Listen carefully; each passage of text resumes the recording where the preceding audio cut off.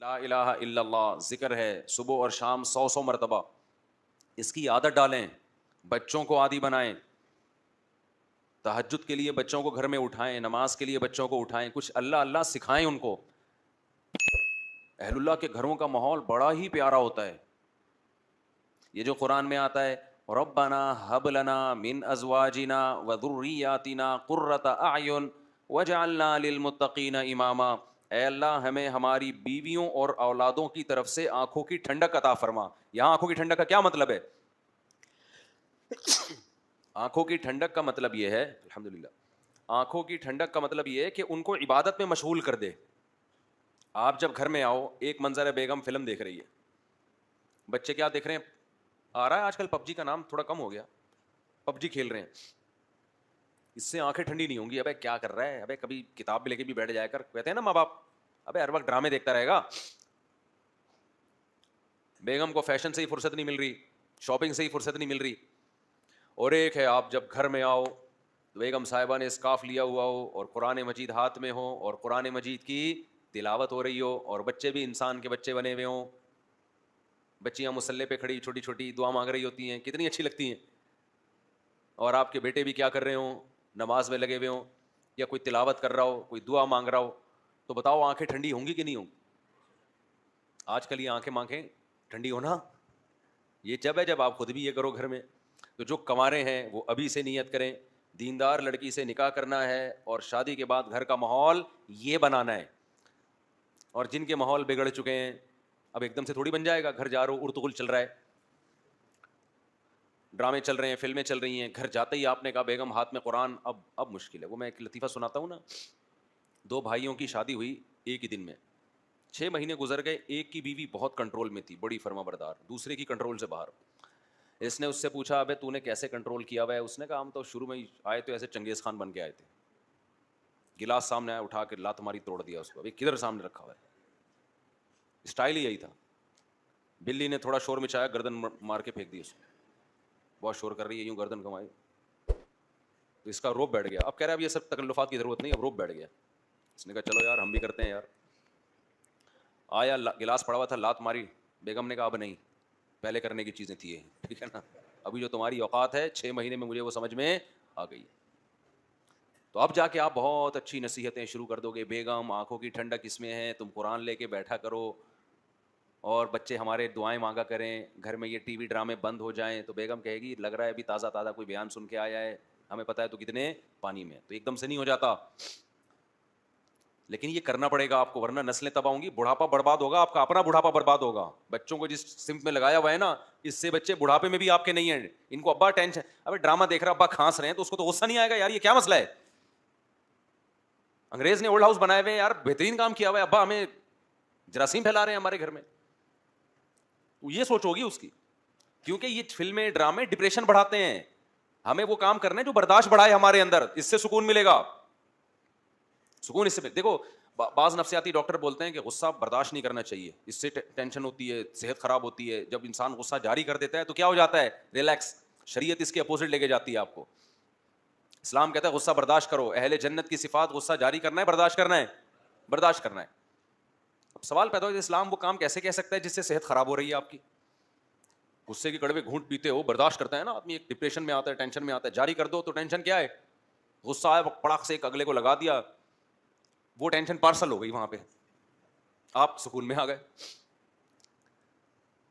بھائی یہ بھی ٹینشن ختم کرنے کا عارضی طریقہ ہے. جو لوگ غصہ جاری کرتے ہیں, آہستہ آہستہ غصہ برداشت کرنے کی طاقت ختم, ان کو پھر غصہ بھی بار بار آتا ہے.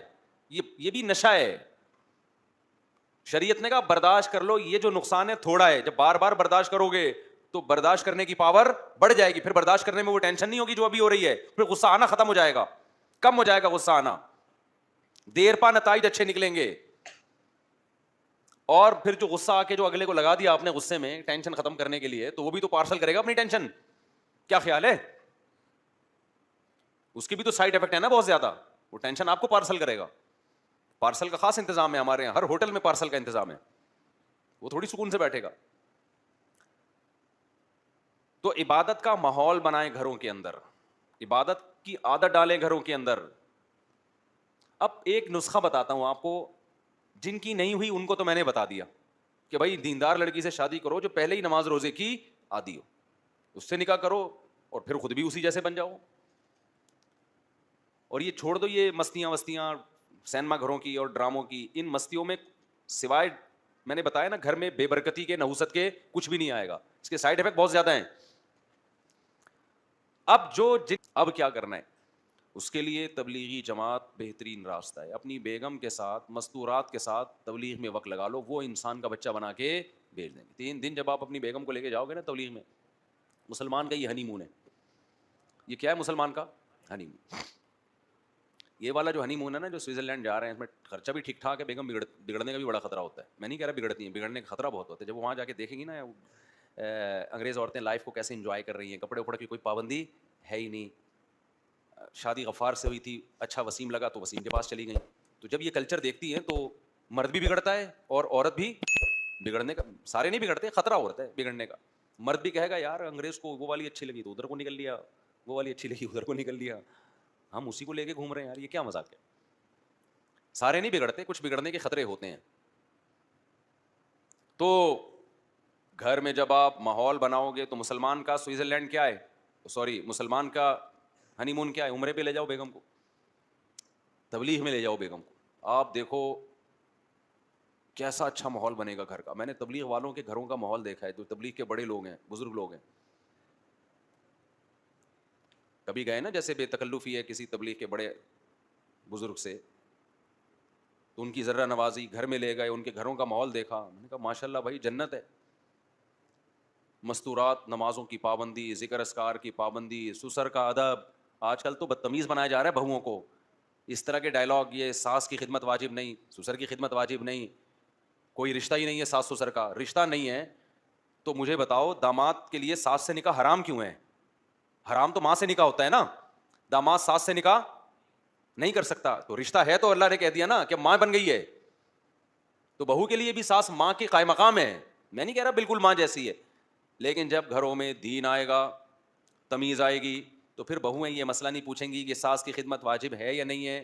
بہو کیا کہے گی, بھائی بڑوں کی خدمت سے کیا ملتا ہے, خدا ملتا ہے. تبلیغ میں تو یہی سکھایا جاتا ہے, خدمت سے کیا ملتا ہے, خدا ملتا ہے. بھائی میرے شوہر کی ماں ہے تو میرے لیے تو شوہر جنت, تو جو شوہر کی جنت ہے وہ میری بھی کیا ہے, جنت ہے.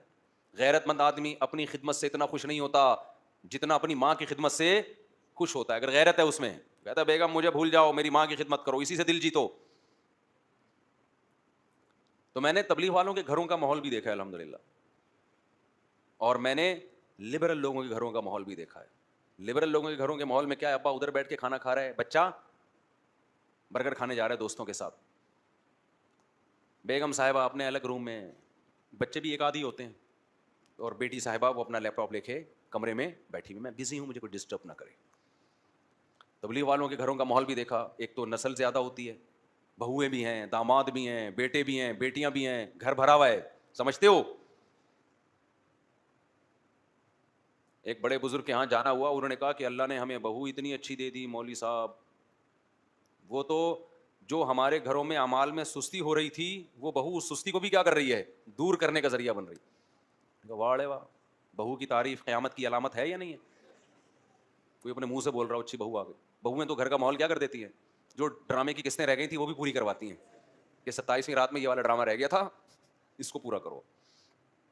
ہمارے اوپر خدمت واجب نہیں ہے, شوہر کی نہیں خدمت آج کل واجب ہو رہی, تو ساس سسر تو بہت دور کی چیز ہیں. ایک اسکالر نے بتایا کہ عورت پہ خدمت واجب نہیں ہے نا, شوہر کی بھی اور ساس سسر کی بھی. تو کسی خاتون نے ہی لکھا تھا کہ وہ پیڑے کھانے کے لیے آئی ہے گھر میں, وہ ساری ذمہ داریاں پوری کرے, وہ کچھ بھی نہیں کرے, تو وہ کیا ہے, یعنی اس کا کیریکٹر کیا ہے, اس کا کردار کیا ہے, اس کی ذمہ داریاں کیا ہیں. ایک عورت نے اعتراض کیا تھا, اور اس عورت نے کہا میں ساس نہیں ہوں, میں خود بہو ہوں. میں نے اس کے اسکرین شاٹ لے لیا نا, اس کے کمنٹس, اس نے کہا میں خود بہو ہوں. اور مجھے حیرانگی ہوتی ہے ان بہوؤں پہ جو کہتی ہے ہمارا ساس سے کوئی رشتہ نہیں ہے. اس نے کہا مجھے اگر اپنے میاں سے محبت ہے تو مجھے اپنی ساس سے بھی محبت ہوگی. مجھے پوری ورڈنگ یاد نہیں ہے اس کی, اس کا مفہوم بیان کر رہا ہوں. میں نے کہا غیرت مند بہو ہے, خاندانی بہو. اسکرین شاٹ لے لیا, میں نے کہا بیان میں نا وہ پڑھ کے سناؤں گا, دیکھو کیا لکھا ہوا ہے اس نے. وہ اسکالر بتا رہا ہے کہ کوئی رشتہ کچھ بھی نہیں, پہلے ہی سب ختم ہو گیا میرے بھائی, ہم انگریز بن چکے ہیں آدھے سے زیادہ, ریلیشن ختم. جو تھوڑا بہت ریلیشن رہ گیا ہے وہ بھی کیا کر دیا, برباد. تو اپنی مستورات کو نا گھر کی جب آپ تبلیغ میں نکالو گے تو تبلیغ میں ان کو اعمال کا ماحول ملتا ہے. کچھ چیزیں سمجھانے سے نہیں ہوتی, کروانے سے سمجھ میں آتی. حضرت حاجی امداد اللہ مہاجر مکی رحمۃ اللہ علیہ وہ چاہتے تھے حضرت مولانا رشید احمد گنگوہی رحمۃ اللہ علیہ کو ذکر کی عادت ڈالنا. ان کے پاس ٹائم ہی نہیں تھا مصروفیتوں کی وجہ سے. تو مشہور واقعہ ہے, مختصر بیان کر رہا ہوں. ایک رات انہوں نے کہا اپنا بستر میرے بستر کے ساتھ لگا دینا, اور رات کو ان کے ہاتھ میں تسبیح پکڑا دی اور کہا اللہ اللہ کرو. تو حضرت رشید احمد گنگوہی رحمۃ اللہ علیہ کہتے ہیں کہ میں نے جو اللہ اللہ کیا ایسا مزہ آیا, اس کے بعد بڑھاپے تک بھی وہ تسبیح نہیں چھوٹی.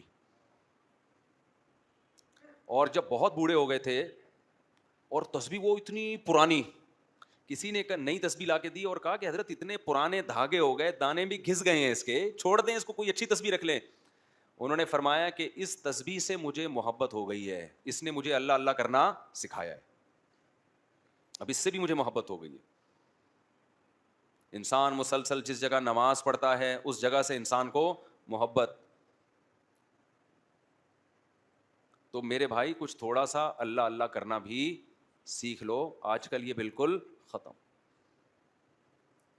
تو تبلیغ میں وقت لگانے سے کیا ہوگا, بولو نا.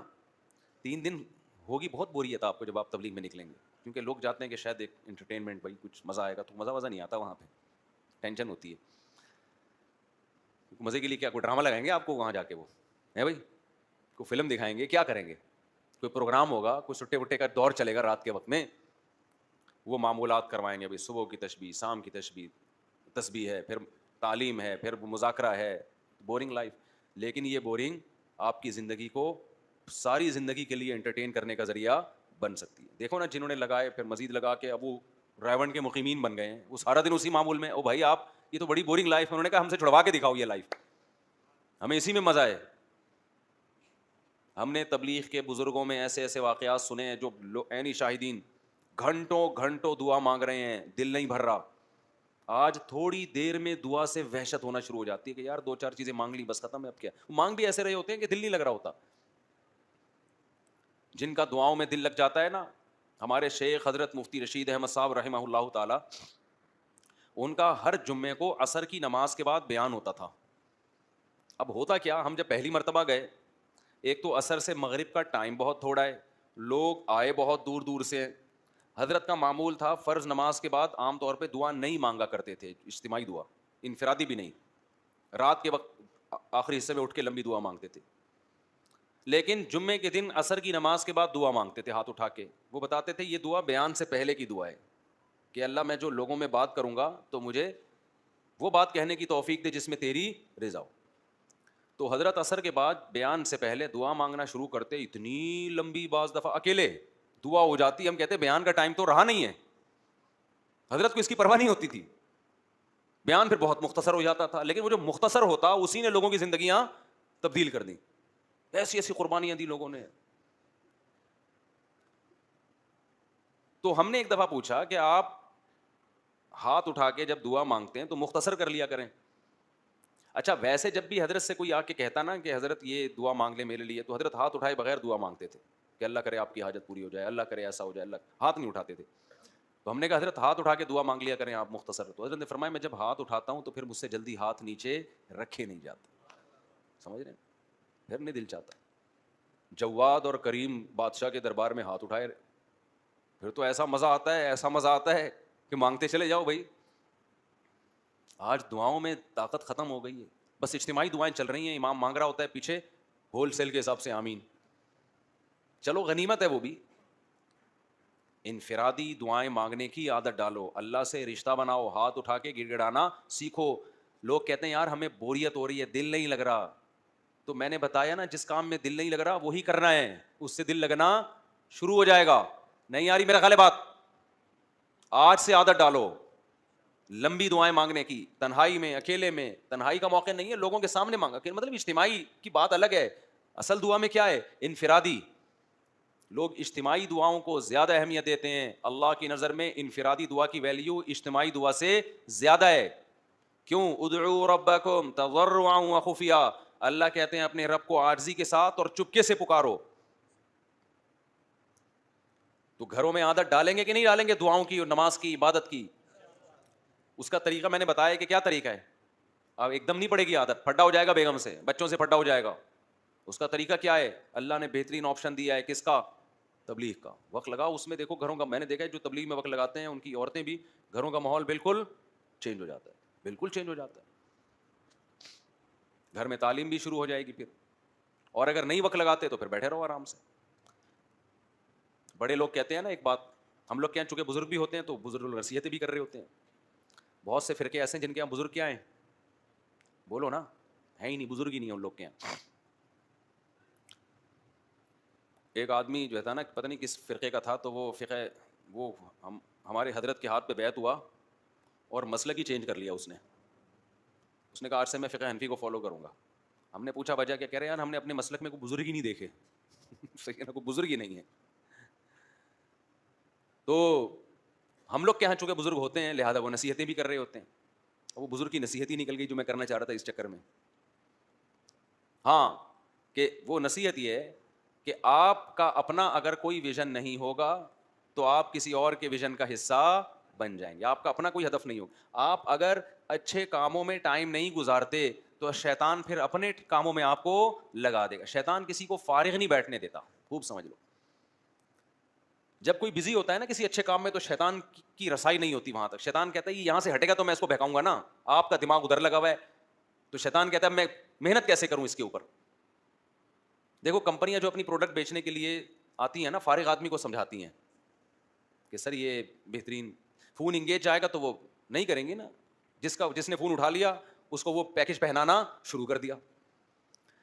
وہ بھی دیکھتے ہیں یہ فارغ بیٹھا ہوا ہے, چلو جی اپنی پروڈکٹ منجن جو بھی ہے اس کو لا کے پہنا دی. جو مصروف ہوگا تو کہیں گے بھائی اس کو غصہ آئے گا اگر میں نے اس کو چھیڑا جا کے.